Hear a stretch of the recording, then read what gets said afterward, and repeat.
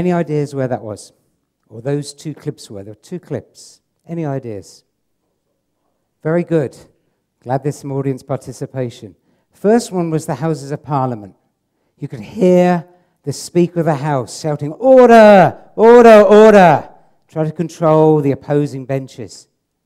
The second clip, any idea? It was our very own Lechko, if you like, Hong Kong Parliament. Very similar. I think they were banging their feet in frustration over something. Big question. Is that a way to conduct a serious debate and discussion? I'm going to let you into a secret. There is another way. Fortunately, where I work, in a school which has 256 students from 80, I'll say that again, 80 different nationalities, whether they come from Bosnia-Herzegovina, whether they come from the US, whether they come from Lesotho, they come with a clear idea in terms of a mission, in terms of that mission for a peace and a sustainable future. And they have strong views, they have strong values, they have strong passions. And they meet in an auditorium, something like this, and discuss. And shall I tell you something? You never hear that. You never hear that. Because there's a protocol of how you discuss something. If you agree, you do this. Can I see this, please? This is, you don't clap, you do this. And if you disagree, you do this. Can we all do this? You disagree, you do this. So as we go through this talk, and perhaps as we go through other TED Talks, let's use this. Let's think about if you agree and you hear something you like, let's do this. If you hear something you don't like, let's do this. And maybe we can pass this on to some legislators. I want to introduce you to three people. Person number one is a very shy, very quiet 16-year-old. You might better work out who that is. He was brought up in rural Hampshire in England, and brought up, as you can see, by his father and his mother in a small shop in England. He's standing there extremely proud. Way back in 1976, he was going to see his football team play, his soccer team play, in the FA Cup final. At that time, Southampton, his team, were a very, very lowly team, and they were playing Manchester United. But that happened before the match. Afterwards, he was extremely even more excited because they beat them. Let me introduce you to person number two. Person number two is Cad. Cad is from Iraq. In fact, he was born in Baghdad. He was brought up by his dad, his mum, has two sisters. Like that previous 16-year-old, he was also passionate at football, though slightly better certainly at playing football than that 16-year-old. And his passion, his team that he really supported was Barcelona. Cad is now studying in the school in Hong Kong. Number three is Candice. Candice is from Hong Kong. She's from a relatively humble background, and she also attends the same school. And this school, by the way, all the students also live on campus as well. So there's 256 students all living together. She's brought up by her mum and dad, and she loves to chat. And I think you'll find out a little bit more about why I say that. She certainly can have a good conversation. So these are the three people that I want to spend a little bit of time talking about. So person number one, that 16-year-old with that very strange haircut, was brought up in the shop of all sorts. And in terms of those early values, his, if you like, childhood values, and said he was going to on a values journey, those values were very much focused on hard work. His father getting up at 7:30 in the morning, closing the shop at 7:30 at night. Those are values that he was brought up with. The fact that in the morning, going to school, that 16-year-old had to say, good morning, Mrs. So-and-so, or good afternoon, Mr. So-and-so. Otherwise, there was a bit of a clip around the ear from my father if I didn't do that. Those were some childhood values that certainly that 16-year-old had. Now let's go to, if you like, on this values journey, our second person. And let's hear what Kad has to say about his childhood values. As a person who grows up and born in Iraq, I was raised with a family, and like with any usual traditional family in Iraq, they use my father as an example. He didn't give that much rights to my mom, and he usually didn't even let her put makeups or go out of the house, and he usually only give her the chance to only cook in the house and raise his children, and that's it. Okay, I'm not sure how much you heard that, but key things were that his father said that his mum had to stay at the house, that his mum was not allowed to wear makeup. Those are things that he very much was brought up with in terms of those values. Now let's go on to Candice. All right? And Candice, remember, from Hong Kong, and about her values. In my previous school, like my other friends, I really hate the PRC people because the image that they give us is uncivilized, and they never line up for, taking some example for shopping, they never line up. I was like, I would never make friends with the PRC people. I'm surprised I didn't see any of this. Did you hear that? She said, I would never make friends with the PRC people. Never make friends with people from the mainland. That's an early value.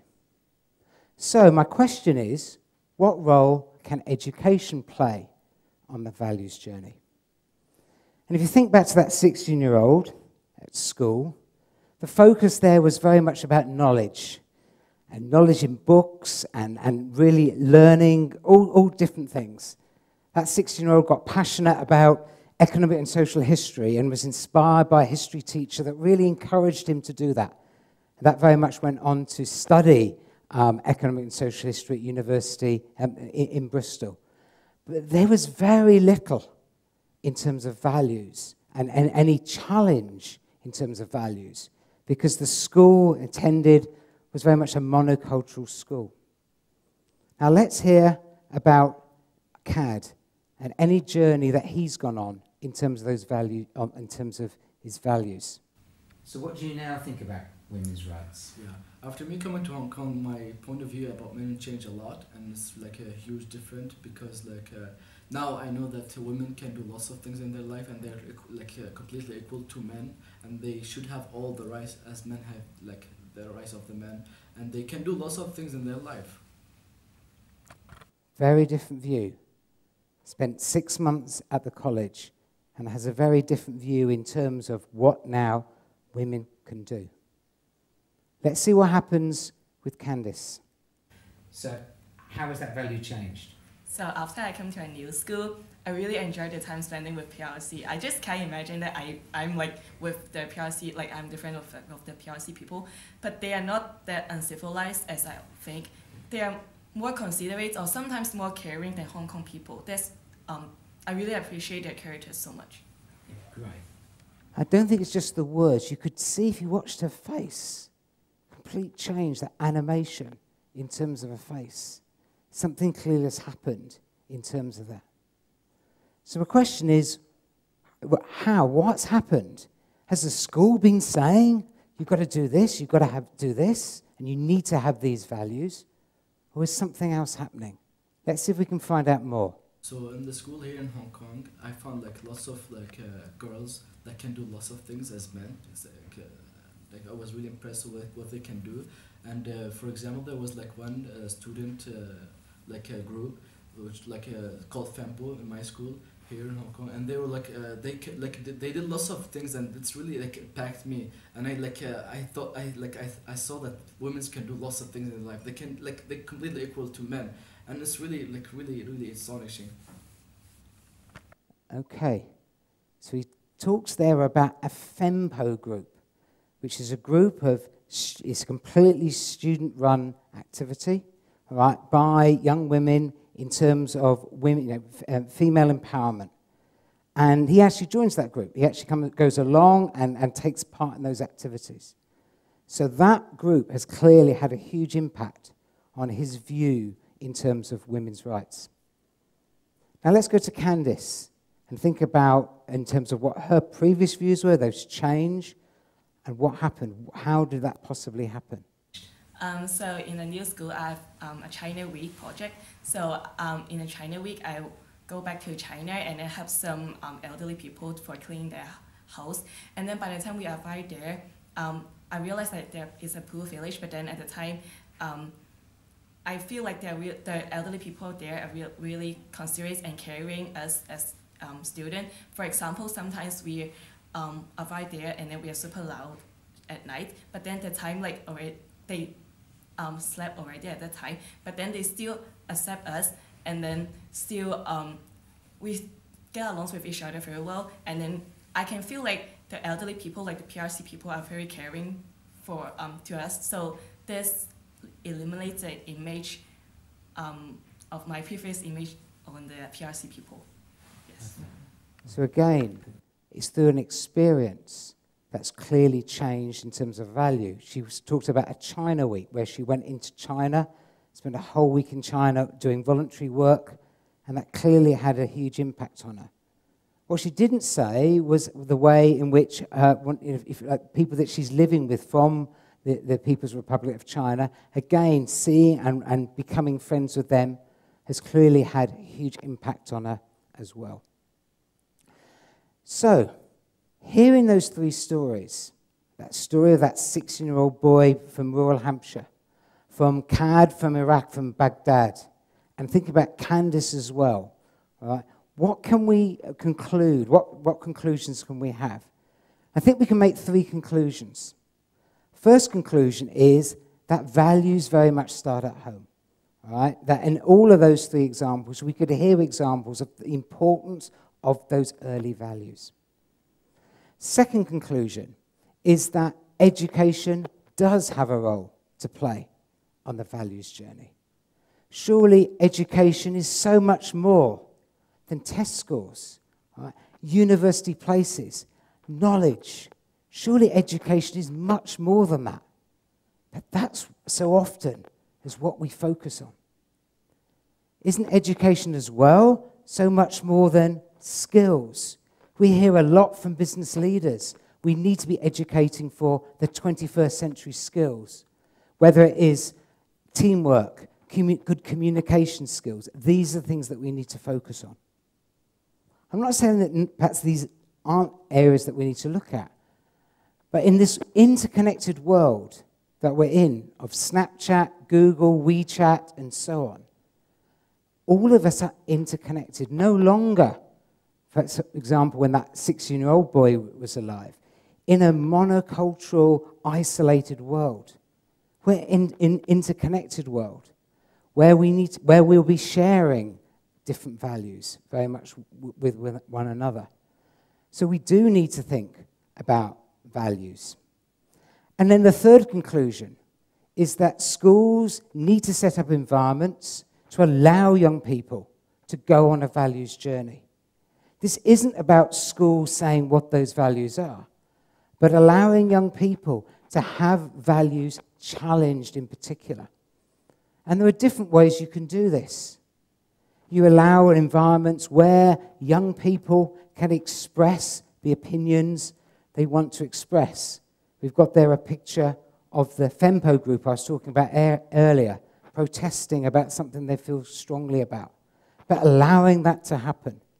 Allowing young people to go into environments that are very different, which again are going to challenge their values, whether it be on a project week in Asia or a China week within China.